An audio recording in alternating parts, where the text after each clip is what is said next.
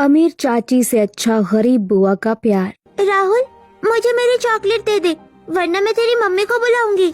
राहुल, तेरी मम्मी बहुत डेंजरस है, मुझे तो देखते ही डांटने लगती है। तू रानी की चॉकलेट रानी को दे दे। गुड्डू बोल रहा है इसीलिए तेरी चॉकलेट तुझे वापस दे रहा हूँ। आइंदा मुझे चिढ़ाना नहीं। ला दे मेरी चॉकलेट, मुझे नहीं खेलना तुम लोगों के साथ, तुम लोग खेलो अकेले। अरे राहुल, रानी बाहर चली जा रही है। जाने दे उसे, ले तू मेरी चॉकलेट खा ले। अगर तेरी मम्मी आ गई तो मुझे तेरे कमरे में तेरी चॉकलेट खाते देख बहुत डांटेंगी। मम्मी तो अपने कमरे में सोई हुई थी, इतनी जल्दी नहीं उठेंगी। फिर राहुल अपने कमरे में अपने गरीब दोस्त गुड्डू के साथ चॉकलेट खाते हुए खेलने लगता है। राहुल, बहुत मजा आ रहा है, तेरी चॉकलेट भी बहुत टेस्टी है। तू रोज मेरे घर आया कर, ऐसे ही साथ में खेलेंगे हम लोग। तभी गुस्से से लाल सीमा राहुल के कमरे में आती है और गुड्डू के हाथों से चॉकलेट छीन लेती है। मेरी चॉकलेट। किसने दी तुझे ये चॉकलेट? राहुल ने। कितनी बार कहा है राहुल, ऐसे गंदे गरीब बच्चों को कमरे में मत लाया कर। इनके कपड़े देखे हैं, पता नहीं कहाँ कहाँ खेल कर आते हैं। चाची, मैंने कुछ नहीं किया। किया क्यों नहीं? तुम लोग तो दोस्ती के नाम पर अमीर बच्चों का इस्तेमाल करते हो, उनके चॉकलेट खाकर, खिलौनों से खेलकर। निकल जाओ यहाँ से अभी के अभी, मेरे घर से बाहर निकलो। फिर सीमा गुड्डू के हाथ से चॉकलेट छीन लेती है, जिसकी वजह से गुड्डू की आंखों में आंसू भर आते हैं। राहुल। मम्मी, उसे मत भगाओ ना। चुप, मैंने जो कहा वही होगा। और सुनो, तुम आगे से किसी भी गरीब लड़के से बात नहीं करोगे। ये लोग गंदे होते हैं, चालाक होते हैं, दोस्ती के नाम पर फायदा उठाते हैं। सीमा की बातें सुनकर गुड्डू सिर झुकाकर धीरे धीरे कमरे से बाहर निकल आता है और दरवाजे के बाहर पहुंचते ही रो पड़ता है। फिर गुड्डू रोते हुए दौड़कर अपने घर चला जाता है। मम्मी, आपने उसे क्यों भगा दिया? वो मेरा दोस्त है। बेटा, समझो मेरी बात को, गरीब लोग हमारे जैसे नहीं होते। वो तुम्हें यूज करेंगे, तुम्हारी चीजें खाएंगे, तुम्हारे खिलौने तोड़ेंगे। उनसे दूर रहना ही अच्छा है। लेकिन वो अच्छा है। अच्छाई बच्चाई कुछ नहीं होता है, पैसे से ही इंसान की पहचान होती है। याद रखना, अमीर बनना है तो अमीरों के साथ रहना सीखो। तभी दरवाजे के बाहर खड़ी गायत्री सब सुन लेती है और कमरे के अंदर आकर सीमा से कहती है, सीमा, बच्चों को क्या सिखा रही हो तुम? मम्मी जी, मैंने क्या गलत कहा? गरीब होना गंदा होना नहीं होता, इंसानियत पैसों से बड़ी होती है बहू। बच्चे के दिल में अमीरी गरीबी का भेदभाव मत भरो। अरे मम्मी जी, आपको तो हर बात में मुझे टोकना होता है। आपका भी तो एक बेटा गरीब है और एक अमीर। आप भी तो अपने अमीर बेटे के साथ रहती है, क्यों नहीं अपने गरीब बेटे के पास जाती? क्योंकि आपको भी पैसे से मतलब है। सीमा की बातों से कमरे में कुछ पल के लिए सन्नाटा छा जाता है। ऐसी बात नहीं है बहू, मैं अपने गरीब बेटे के पास यहाँ से ज्यादा खुश रहूंगी। मेरी गरीब बहू मेरी ज्यादा सेवा करेगी, तेरी तरह दिन भर काम नहीं करवाएगी। तो फिर जाती क्यों नहीं? इसीलिए नहीं जाती क्योंकि मैं उन पर बोझ नहीं बनना चाहती। उनकी हालत पहले ही ठीक नहीं है, मेरी मजबूरी है यहाँ रहना, लालच नहीं। राहुल चुपचाप अपनी दादी की ओर देखता है। बस कीजिए मम्मी जी, ज्यादा ज्ञान देने की जरूरत नहीं है, जाइए अपना काम कीजिए। जिसके बाद गायत्री चुपचाप किचन में चली आती है और गुड्डू उदास होकर बाहर चला जाता है। फिर गायत्री रोटी बनाते हुए, मेरी छोटी बहू अमीर तो है, पर उसकी आंखों पर अमीरी की पट्टी बंधी हुई है। वही मेरी बड़ी बहू, जो गरीब होते हुए भी सबके लिए अपने दिल में प्यार रखती है। वहीं दूसरी तरफ अपने छोटे से घर के बाहर नीलम मिट्टी से छोटी गाड़ी, घोड़ा और गुड़िया का आकार बना रही होती है। अरे नीलम, क्या बना रही हो? कुछ नहीं दीदी, बच्चों के लिए खिलौने बना रही हूँ। मिट्टी के खिलौने? आजकल के बच्चे इससे खेलेंगे क्या? बच्चे कई दिन से जिद कर रहे थे खिलौने के लिए, सोचा बाजार से तो अभी ले नहीं सकती, तो अपने हाथ से ही बना दूं। हम गरीबों के पास इतने पैसे कहाँ होते हैं कि हर हफ्ते नया खिलौना ला सके। बात तो सही कही है तुमने। काश मैं भी अपने बच्चों को महंगे खिलौने दिला पाती। तभी सूरज और रागिनी दौड़ते हुए आते हैं। अरे मम्मी, ये गाड़ी किसके लिए है? मम्मी, ये गुड़िया कितनी प्यारी है। तुम दोनों के लिए ही तो बना रही हूँ। देखो, ये घोड़ा भी है। सच में हमारे लिए? Thank you mummy. फिर दोनों बच्चे खिलौने लेकर उछलते कूदते गली में खेलने चले जाते हैं और नीलम बच्चों के चेहरे पर खुशी देख मुस्कुराने लगती है। वहीं गली के मोड़ पर बबलू और रिंकी पहले से खड़े रहते हैं। अरे सूरज, ये कैसी गाड़ी है? मेरी मम्मी ने बनाई है, देख कितनी तेज भागती है, और ये मेरी गुड़िया है। तभी रमेश और बिट्टू भी वहाँ आ जाते हैं और उनके हाथ में रिमोट कंट्रोल कार होती है। कार आवाज करती हुई इधर उधर दौड़ रही होती है। हटो हटो, रास्ता दो, मेरी कार आ रही है। अरे ये क्या है? मिट्टी की गाड़ी। तभी रिमोट कंट्रोल कार तेजी से आती है और सूरज की मिट्टी की गाड़ी से टकराकर मिट्टी की गाड़ी को चकनाचूर कर देती है। अरे मेरी गाड़ी, मेरी गुड़िया भी गिर गई। देखी मेरी कार की ताकत, तेरी मिट्टी की गाड़ी तो एक धक्का भी नहीं सह पाई। हमारे पास रिमोट कंट्रोल कार है, तुम्हारे पास क्या है? मिट्टी का ढेर। तभी आसपास खड़े 2 उम्र में बड़े लड़के उनकी गरीबी पर हंसने लगते हैं। अरे गरीब के खिलौने ऐसे ही होते हैं। घर में पैसे नहीं होंगे तभी तो मिट्टी के खिलौने से खेलते हैं। पिंटू और अभिषेक की बातों से सूरज की आंखें भर आती हैं और रागिनी अपनी टूटी गाड़ी उठाकर सीने से लगा लेती है। चल रागिनी, घर चलते हैं। जिसके बाद दोनों भाई बहन रोते हुए घर लौट आते हैं। मम्मी,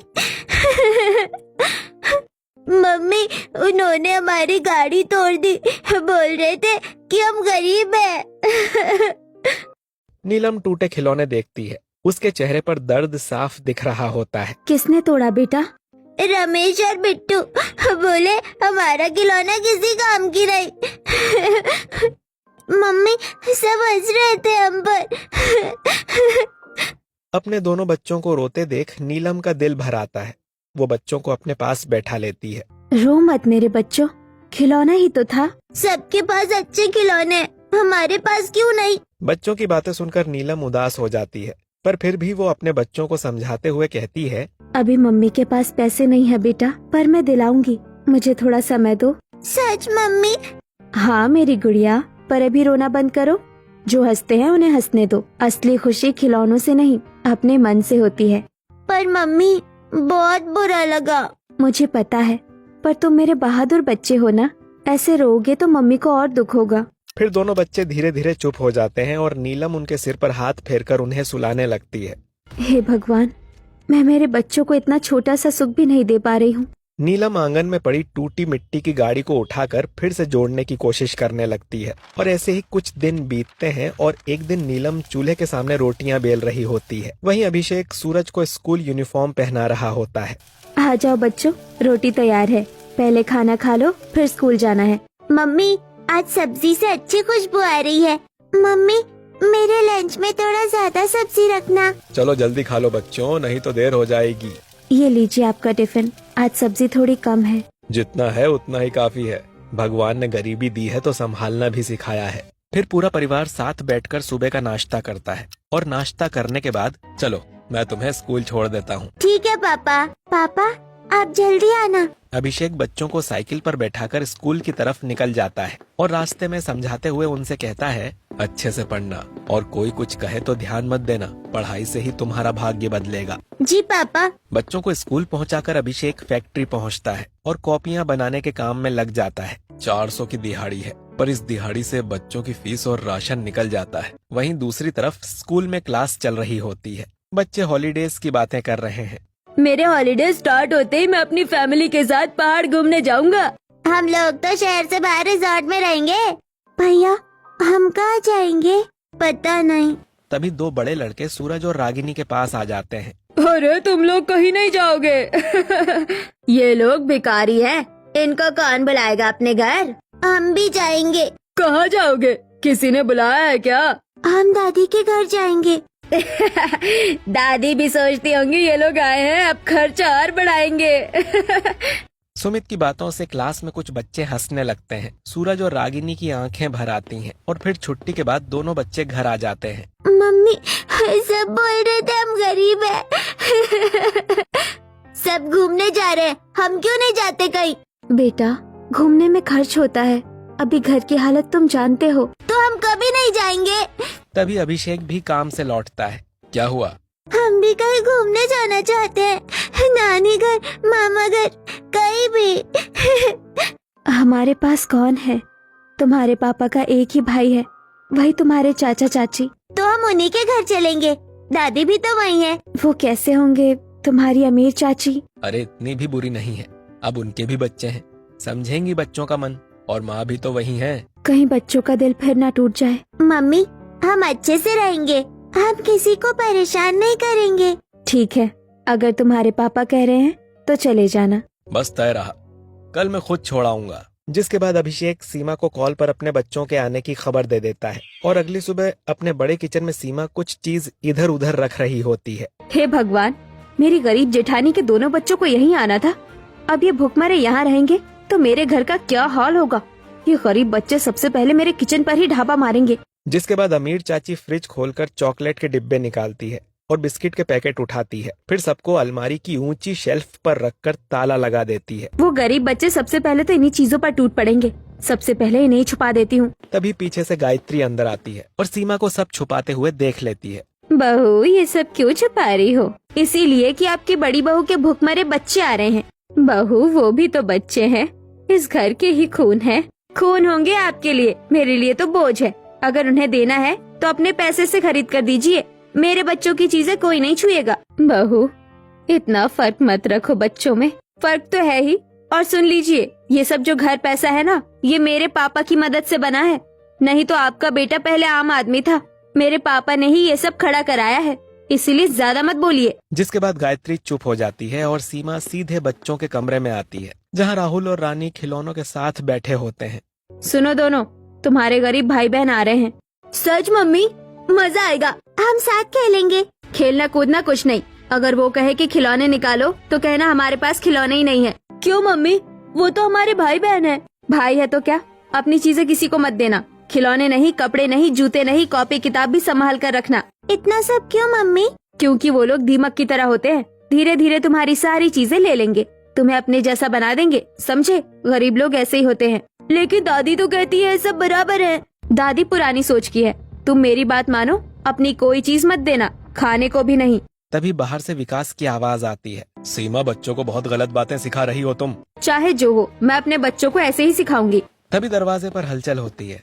दादी, चाची। दोनों गरीब बच्चे दौड़ते हुए अंदर आते हैं। उनके हाथों में छोटा सा बैग होता है और वो सीधे गायत्री से लिपट जाते हैं। दादी, हम आ गए। दादी, हम आपके पास रहेंगे। गायत्री तुरंत दोनों बच्चों को सीने से लगा लेती है। मेरे बच्चों, कितने दुबले हो गए हो। सूरज और रागिनी मुस्कुराते हुए सीमा की तरफ बढ़ते हैं। चाची, दूर रहो, पहले डेटॉल से नहाना, फिर मेरे और मेरे बच्चों के पास आना।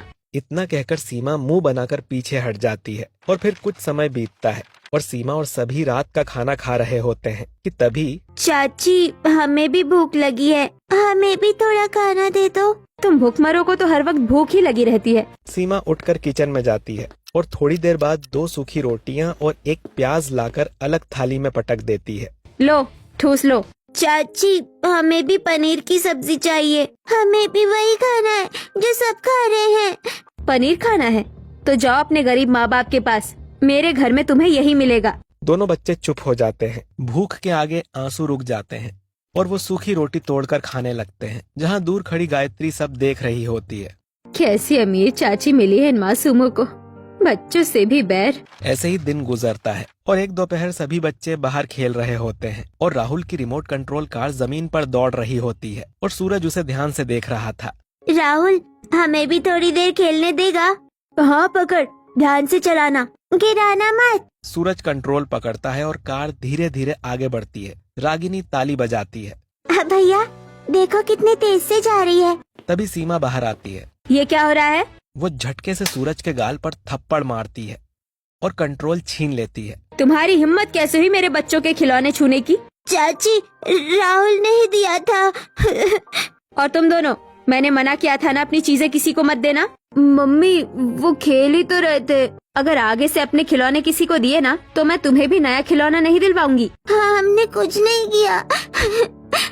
फिर सीमा दोनों बच्चों को धक्का देकर अंदर चली जाती है। सूरज और रागिनी वहीं खड़े रोते रहते हैं। तभी गायत्री पास आकर उन्हें सीने से लगा लेती है। रो मत, सब ठीक होगा। कुछ और दिन बीत जाते हैं। बच्चे अब और भी सहमे रहने लगते हैं और एक शाम सीमा ने पिज्जा मंगवाया होता है, जहाँ वो डिब्बा कमरे में रखकर दरवाजा आधा बंद करके अंदर राहुल और रानी के साथ बैठी होती है। जल्दी जल्दी खा लो और बाहर मत जाना, तुम्हारे वो गरीब भाई बहन देख लेंगे तो उन्हें भी देना पड़ेगा। मम्मी, उन्हें भी एक टुकड़ा दे देते हैं। बिल्कुल नहीं, जितना है उतना ही कम है। तभी विकास कमरे में आते हैं। क्या छुपा छुपी चल रही है? कुछ नहीं, बच्चों के लिए पिज्जा मंगवाया है। तो सूरज और रागिनी को भी बुला लो, एक एक स्लाइस दे देना। बेचारे, उन्हें कहाँ मिलता होगा ये सब। अगर इतना कलेजा दुख रहा है तो जाओ मजदूरी करो और कमा कर खिलाओ उन्हें। मेरे पिताजी की दी हुई प्रॉपर्टी पर राज कर रहे हो और मुझे सीख दे रहे हो। मैं बस बच्चों की बात कर रहा था। मुझे मत सिखाओ, जो है मेरे पापा की वजह से है। वहीं बाहर दरवाजे के पास सूरज और रागिनी खड़े होते हैं। पिज्जा की खुशबू बाहर तक आ रही होती है। भैया कैसी खुशबू है, चल दादी के पास चलते हैं। फिर बच्चे अपनी दादी के पास जाकर सो जाते हैं और अगले दिन हॉल में खेलते खेलते बच्चों का हाथ पास रखे फ्लावर पॉट से टकरा जाता है और फ्लावर पॉट नीचे गिरकर टूट जाता है। ये क्या कर दिया तुम दोनों ने? मेरी इतनी महंगी चीज तोड़ दी। भूख मरो, तुम्हारी हिम्मत कैसे हुई? सीमा गुस्से में आगे बढ़ती है और दोनों के सिर आपस में टकरा देती है, जिसकी वजह से बच्चे दर्द से चीख पड़ते हैं। चाची गलती से गिर गया, हमने जानबूझकर नहीं किया। माफ कर दीजिए, दोबारा नहीं होगा। अब इसकी भरपाई कौन करेगा? तुम्हारी गरीब माँ या तुम्हारा गरीब बाप? बहू छोड़ भी दो, बच्चे ही तो हैं। टूट गया तो दूसरा आ जाएगा। आप बीच में मत बोलिए। तभी दरवाजे से दीप्ति अंदर आती है और बच्चों की ऐसी हालत देखकर हैरान हो जाती है। भाभी ये क्या हो रहा है यहाँ? तुम भी आ गई? एक गरीब कम थी क्या जो दूसरी भी आ गई? मैं यहाँ किसी से कुछ लेने नहीं आई, अपने भैया भाभी के बच्चों से मिलने आई हूँ। फिर दीप्ति बच्चों के पास आती है और उनके आंसू पोंछती है। बेटा किसने मारा तुम्हें? चाची ने। हाँ तो क्या फूल बरसाओ इन पर। बस अब ये बच्चे यहाँ नहीं रहेंगे, मैं इन्हें अपने साथ ले जाऊंगी। जाओ जाओ, अभी ले जाओ। बच्चे डरे सहमे अपनी बुआ के साथ बुआ के घर आ जाते हैं और एक कोने में जाकर चुपचाप बैठ जाते हैं। अरे क्या हो गया? तुम लोग ऐसे चुपचाप से क्यों बैठे हुए हो? इतने डरे हुए क्यों दिखाई पड़ रहे हो? क्या हो गया? रागनी तेरी आंखों में आंसू क्यों है? बुआ मैं कुछ बोलूं? आप हमें मारोगी तो नहीं ना? अरे बच्चों, मैं क्यों तुम्हें मारूंगी? मैं तुम्हारी वो अमीर खड़ूस चाची की तरह नहीं हूँ। मैं तो तुम्हारी प्यारी सी बुआ हूँ ना। मैं गरीब हूँ पर तुम लोगों से बहुत प्यार करती हूँ। बताओ क्या बात है? बुआ हम लोगों को बहुत तेज भूख लगी हुई है, कुछ खाने को है? हाँ तुम लोग बैठो, मैं बाजार से कुछ लेकर आती हूँ। बताओ क्या खाओगे तुम लोग? कुछ भी चलेगा बुआ। अरे ऐसे कैसे कुछ भी? पनीर की सब्जी पसंद है ना तुम लोगों को? मैं रोटी और पनीर बना देती हूँ। दीप्ति अपने घर के गुल्लक को फोड़कर कुछ पैसे लेकर बाजार चली जाती है। भैया पनीर कितने की है? 200 रुपए किलो है। क्या इतने महंगे? अब पनीर तो महंगा ही आता है ना, बोलो कितना दूं? हाँ आप 100 ग्राम दे दीजिए। क्या सिर्फ 100 ग्राम? हाँ वो सिर्फ मेरे बच्चों के लिए ही चाहिए। दुकानदार थोड़ा मुंह बनाता है और पनीर का एक टुकड़ा काट कर दीप्ति को दे देता है। इतने से पनीर में क्या होगा? खैर पनीर देखकर बच्चे थोड़े खुश तो हो जाएंगे। इतना बड़बड़ाते हुए दीप्ति घर जा रही थी कि तभी उसे बाजार में कपड़े की दुकान दिखाई देती है। दोनों बच्चों के कपड़े कैसे मटमैले से हो गए थे। एक काम करती हूँ, यहाँ से कपड़े भी ले चलती हूँ। दीप्ति दोनों बच्चों के लिए नए कपड़े खरीद कर घर पहुँचती है। ये देखो बच्चों, तुम्हारे लिए मैं क्या लेकर आई हूँ। ये कपड़े हमारे लिए हैं? हाँ ये देखो, ये ब्लू रंग वाली तुम्हारे लिए और ये पीले रंग वाली हमारी प्यारी रागनी के लिए। इस फ्रॉक में तो रागिनी एकदम डॉल लगेगी। बुआ आप तो बहुत अच्छी हो। इसमें अच्छा क्या, तुम लोग मेरे ही तो बच्चे हो। अच्छा चलो मैं खाना बना लेती हूँ, तब तक तुम लोग हाथ मुंह धोकर ये कपड़े बदल लो। तुम्हारे फूफा जी भी आते होंगे, फिर सब साथ में खाना खाएंगे। दीप्ति किचन में जाकर पनीर की सब्जी बनाने लगती है कि तभी राजेश घर आता है। अरे क्या बना रही हो भाग्यवान, इतनी प्यारी खुशबू आ रही है। बच्चों का पनीर खाने का मन था, मैं गुल्लक फोड़कर पनीर खरीद कर तो लाई हूँ, पर थोड़ा सा ही ला पाई। बहुत महंगे मिल रहे थे ना। चलो कोई बात नहीं, सब्जी में आलू डाल दो, हम दोनों उससे खा लेंगे। दीप्ति राजेश अपने हाथ से बच्चों को गोद में बैठाकर प्यार से पनीर की सब्जी और रोटी खिलाते हैं। कैसी बनी है सब्जी?